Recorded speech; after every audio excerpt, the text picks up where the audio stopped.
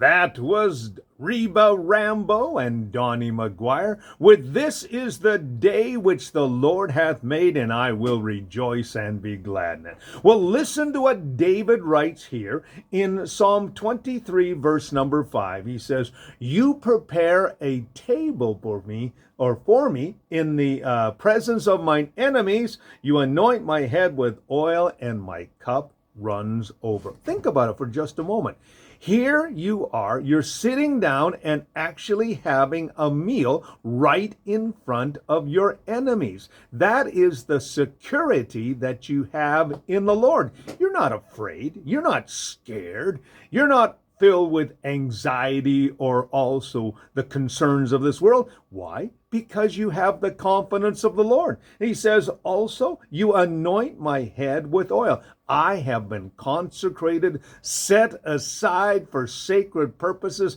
God has a plan for my life. My life is not ordinary. Remember that today. You are not an ordinary individual. You are an extraordinary individual. You have been given eternal and abundant life. It's about time that we started living like children of the King, not walking around with our heads hanging down.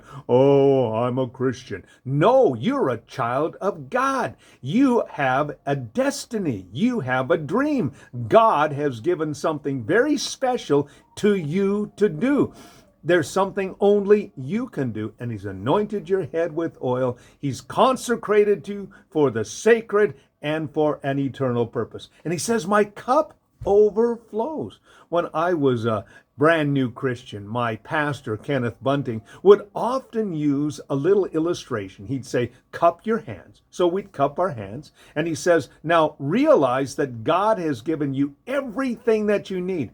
But what you need to do is release it." So we would lift our hands without wrath and without malice, and we would turn it over to the Lord.